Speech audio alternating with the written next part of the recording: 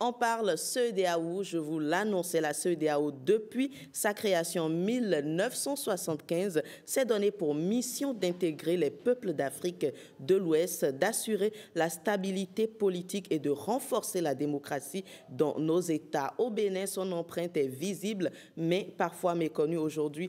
Nous en parlons surtout de l'implication, de l'impact politique, et nous avons l'honneur de recevoir pour vous M. Amadou Diong. Bonjour, Excellence. Bonjour Jennifer. C'est un plaisir pour nous de vous recevoir sur ce plateau. Alors, vous êtes le représentant résident de la CEDEAO près le Bénin. Et justement, vous fêtez 50 ans cette année, hein, je vais dire dans quelques jours, sinon on est en plein dedans. Merci Jennifer, merci de m'avoir aujourd'hui pour parler des 50 ans de la CEDEAO. Nous avons atteint notre bel âge de 50 ans le 28 mai dernier. Donc, c'était la date anniversaire. Mais toute l'année 2025 est consacrée justement à ces célébrations de notre cinquantenaire. Absolument. Et aujourd'hui, nous parlons politique parce que lorsqu'on parle CEDEAO, c'est l'économie, c'est la sécurité, plusieurs domaines, mais également la politique. Alors, depuis 1975, depuis 50 ans, comment la CEDEAO s'est impliquée, je dirais, dans le système politique, dans l'environnement politique au Bénin?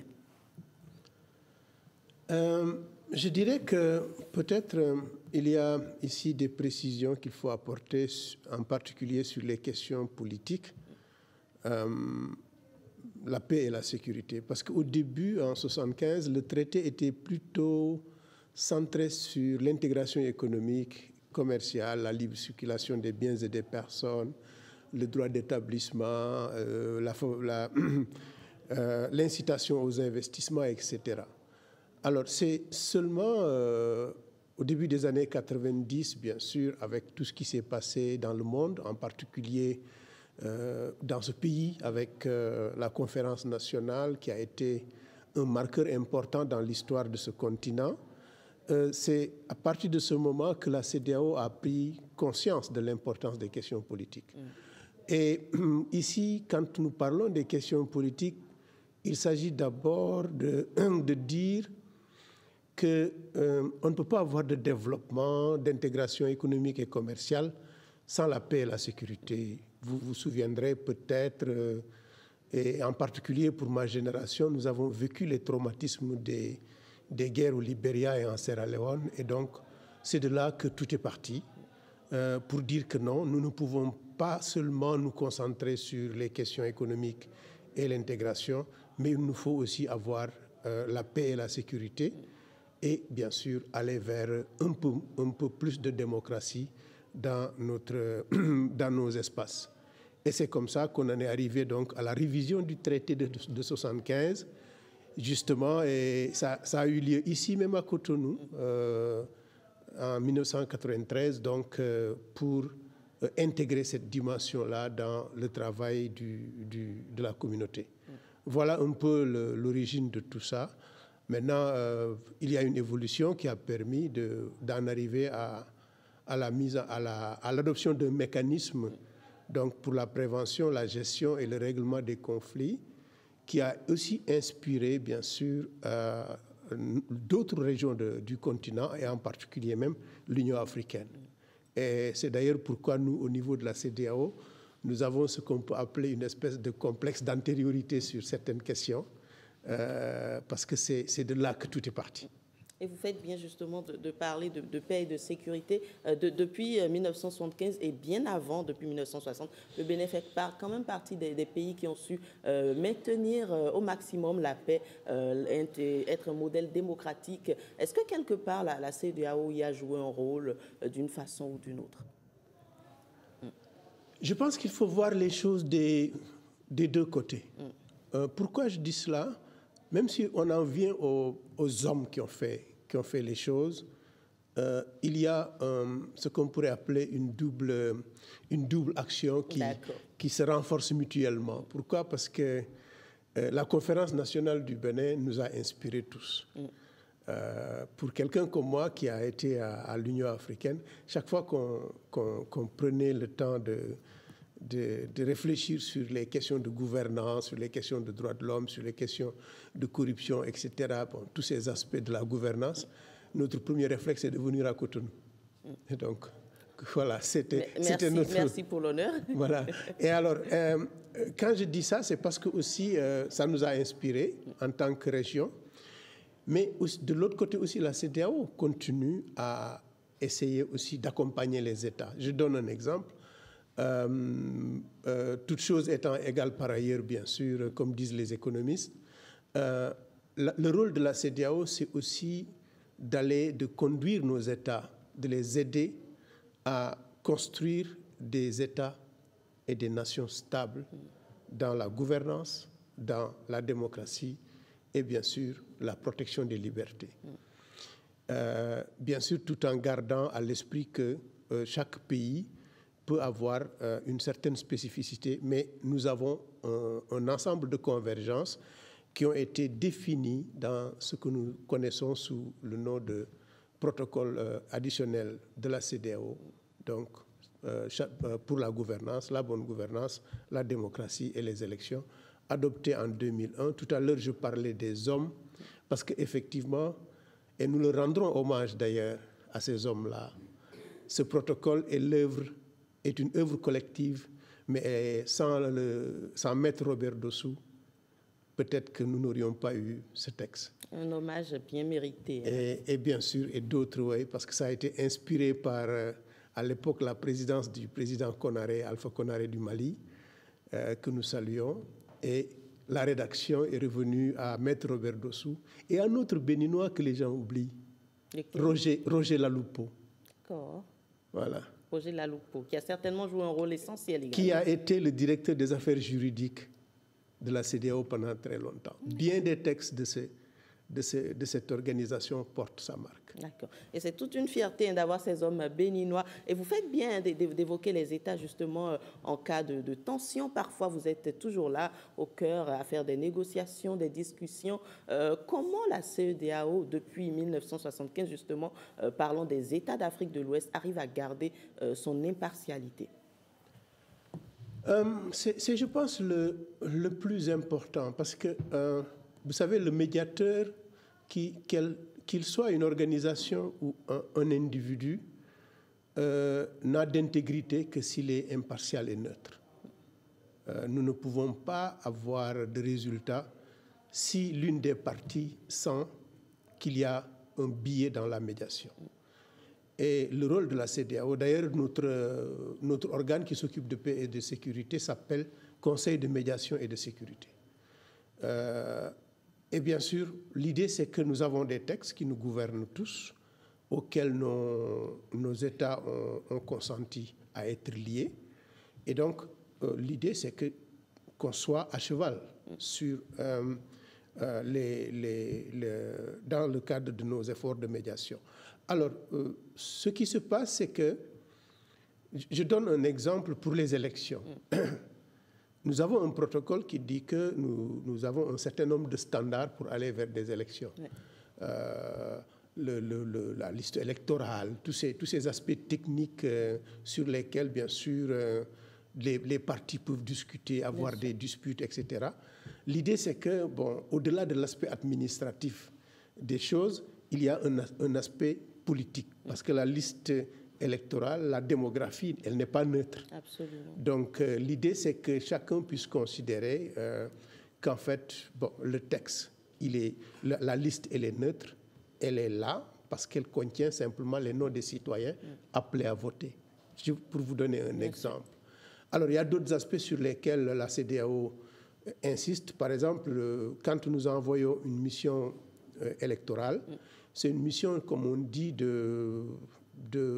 c'est une mission technique qui vient, qui dit, par exemple, qu'après avoir consulté toutes les parties prenantes, mais bien sûr aussi les organisateurs du scrutin, alors l'idée, c'est de dire, effectivement, voilà ce que nous avons vu, voilà peut-être ce qu'on peut améliorer, etc., etc.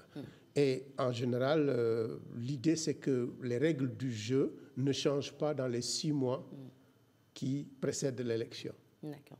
Alors, est-ce que vous pouvez nous dire un peu, hein, parlant justement de ce dernier aspect que vous évoquez, la période des élections qui reste quand même très sensible, très cruciale, et vous le dites, vous êtes toujours au front quelque part avec une mission. Est-ce que vous pouvez plus nous en dire sur le choix peut-être de l'équipe, comment constituez-vous justement ces experts-là qui viennent analyser, et comment être sûr quand même de leur, je dirais, équité, de leur impartialité également? Bon, en général, la mission, elle est constituée d'abord d'éminentes personnalités à la tête, bien sûr. Cette éminente personnalité, elle est choisie sur la base de ses compétences, de ce que tu peux appeler, entre guillemets, son pedigree, d'homme d'État, etc. Parce qu'il peut avoir été un homme politique, comme je dis, mais dans le cas d'espèce, il est appelé à donner, à conduire une délégation, une mission d'observation des élections. Alors, comme son nom l'indique, l'observation doit se faire sur la base d'une certaine équidistance. Sinon, on n'observe pas. Oui, on repose tout de suite. Voilà. Et ici, l'observation, il faut le prendre dans son sens scientifique. Hein. Voilà, c'est-à-dire que c'est comme quelqu'un qui observe au microscope. Donc, l'idée, c'est de garder justement cette distance par rapport à l'objet observé et de pouvoir dire ce que nous pensons donc, du processus qui est en cours. Parce que l'idée, à la fin, c'est d'arriver à, pas seulement à blâmer, à réprimander ou je dirais, ou à distribuer des bons ou des mauvais points, mais l'idée, c'est de dire qu'est-ce qui ne marche pas, comment on peut améliorer. Parce qu'à la fin des fins, ce qui est important, c'est que le système puisse donner aux citoyens la possibilité d'exprimer librement son choix. C'est ça le principe. Et donc, celui qui est le chef de la mission doit avoir cela à l'esprit. Maintenant, il est entouré d'une équipe d'experts dont le rôle est d'observer chaque aspect électoral. Vous verrez des gens qui vont juste observer le comportement des scrutateurs. Vous verrez des gens qui regardent un peu le matériel électoral. Vous verrez, dans le groupe, il y a diverses compétences donc, qui permettent d'avoir une idée globale de l'ensemble du processus électoral et à la fin, de dire à l'État concerné, nous sommes venus, nous avons observé et voilà les recommandations que nous pensons être les meilleurs pour renforcer et améliorer le système. D'accord. Et justement, le système démocratie, hein, quand on parle justement de la CEDEAO, on pense beaucoup à l'accompagnement démocratique. Comment cela se traduit peut-être de façon concrète dans la vie de tous les jours? Alors, dans la vie de tous les jours, c'est bien sûr une certaine, je dirais, un accompagnement qui est, je dirais, technique d'abord. D'accord. Technique, dans la mesure où, comme je l'ai indiqué tout à l'heure, donc il y a des aspects sur lesquels il faut qu'on ait une certaine rigueur qui permette aux citoyens d'exprimer son choix. Maintenant, il y a des aspects un peu plus difficiles, je dirais, un peu plus compliqués, parce qu'on parle de politique, donc de la conquête ou de la conservation du pouvoir dans nos pays, et ça, c'est toujours l'occasion de débordements, de difficultés, de défis qu'il faut savoir relever. Et je pense que l'observateur et la CEDEAO, dans le cadre d'espèces, montre d'une certaine intelligence politique qui permet de ne pas réveiller certaines choses. L'idée, c'est que les pays ont une progression différenciée par rapport au processus démocratique. Nous sommes une région, mais nous n'avons pas les mêmes niveaux de progression. Donc, et je pense qu'il faut une certaine intelligence politique. Il faut se donner aussi les moyens politiques d'une telle action. C'est pas facile, parce que bon, les États sont jaloux de leur souveraineté, même si quelque part le fait d'avoir adhéré à un texte nous oblige, en tant que nation, en tant qu'État, à être attentifs à ce que nous avons signé. Je pense que c'est comme ça. Mais la CEDEAO, si je dois résumer sur cette question, a accompagné nos États pour l'essentiel. Je pense ce que nous avons eu comme acquis démocratique, ce que nous avons eu comme acquis dans la gouvernance et surtout dans la gouvernance électorale, on le doit beaucoup à la CEDEAO. À la CEDEAO. Oui, mais la CEDEAO qui fait beaucoup, mais qui parfois est quand même, je dirais, taxée de trop distante parfois avec notamment les citoyens. On l'attend ici, elle ne réagit pas, pardon, etc. Est-ce que déjà c'est vérifié ou est-ce que c'est dû, je dirais, à la mission de l'institution? Je pense que ceux qui disent cela n'ont pas tout à fait tort. Pourquoi? Nous-mêmes, au niveau de la CEDEAO, nous avons battu notre coup. Parce que pourquoi? Parce qu'on s'est rendu compte avec les événements que vous connaissez, la situation que nous vivons depuis, je dirais, je peux dater ça, depuis 2020 par exemple. Nous avons fait notre état des lieux et nous nous sommes rendus compte que la CEDEAO n'a pas beaucoup communiqué. Sinon, elle agit en secret peut-être? Pas en secret, non, je ne pense pas, parce que au fond, je donne un exemple. Vous savez, il n'y a rien de secret. Par exemple, moi je conçois mon rôle ici au Bénin de la manière la plus simple. Voilà. Et je dois le dire ici pour que nul n'en ignore. La CEDEAO est financée directement par les citoyens de la CEDEAO. Et bien d'entre nous ne le savent pas. Parce que quand vous importez votre téléphone, la taxe, le droit sur les droits de douane, il y a 0,5% qui va dans un compte, et ce compte est directement un compte de la CEDEAO. Donc, dites-vous que c'est vous-même, en tant que citoyenne, qui financez cette organisation. Et de ce point de vue, vous avez un droit de retour sur l'utilisation de votre argent. Absolument. Alors, donc il nous faut communiquer sur ça, rendre des comptes sur l'utilisation de l'argent des contribuables de cette région. D'où la forte présence dans le secteur économique. Voilà. Alors, comme je dis, moi, mon idée, elle est simple. L'idée que je me fais de mon rôle, c'est que je suis là au Bénin comme ambassadeur. Mon rôle, c'est de faire en sorte que la population, et en particulier la jeunesse, puisse faire le lien entre ce que moi j'essaie de faire ici et ce qui se décide autour d'une table par nos chefs d'État. D'accord. Parce qu'il faut que ça soit justement ce lien concret. Quand il y a un sommet à Abuja, les décisions qui sont dans un communiqué, comment elles se traduisent sur le terrain.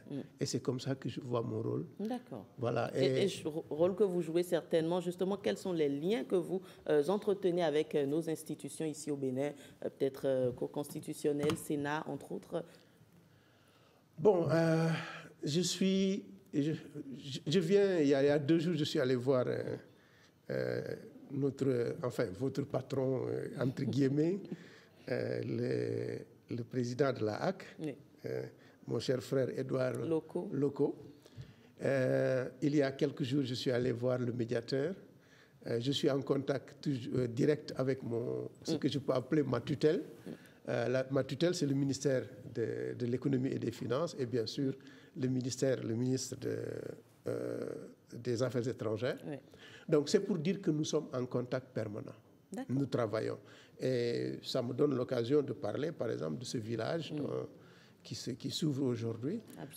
Nous l'avons co-organisé avec le gouvernement du Bénin et sous le haut patronage, comme j'ai dit, de celui qui est notre tutelle ici, parce que chargé de la coopération, le ministre d'État, ministre de l'économie et des finances de la République du Bénin. Donc, c'est pour dire que nous ne pouvons rien faire sans eux. Tout passe par eux et tout est facilité par eux. D'accord. Nous n'allons pas finir sans parler justement de ce village qui s'ouvre. Je pense que c'est peut-être une façon d'ouvrir également le champ aux citoyens, de mieux découvrir ce qu'est la CEDEAO, son village, son rôle, ses missions, etc. Parlez-nous très rapidement de ce village justement, de quoi il s'agit, de comment on peut y assister, on peut participer, et nous allons conclure cet entretien. Alors, il y a déjà la symbolique du village, c'est une belle symbolique et c'est une symbolique qui m'est venue de mes jeunes collègues de la représentation. Ils m'ont vendu l'idée depuis 7 mois, donc, et on en est là, arrivé là, ça va s'ouvrir aujourd'hui à 10 h donc au Palais des Congrès. Le concept, il est simple. Le concept, c'est de rassembler des activités en un lieu et en un temps. Donc, le lieu, c'est le Palais des Congrès. Le temps, c'est les 3 jours, donc du mercredi au vendredi, avec diverses activités. Nous aurons bien sûr beaucoup à discuter, ce que j'appelle la phase d'introspection, de discuter de ce que nous avons fait, de ce que nous avons fait de bien, de ce que nous n'avons pas pu faire de bien, et ce que nous pourrions avoir fait de mal, entre guillemets. Alors, et bien sûr, d'autres choses, je pense à une exposition artistique. Vous aurez l'occasion, madame, de voir le rêve de nos enfants, le rêve d'Afrique de nos enfants. Nous avons hâte. Merci beaucoup d'être passé sur ce plateau, Monsieur Amadou Diong. Je rappelle que vous êtes le représentant résident de la CEDEAO près le Bénin. Et avec vous, justement, on parlait du cinquantenaire de la CEDEAO et notamment de l'implication de cette institution dans le secteur politique au Bénin.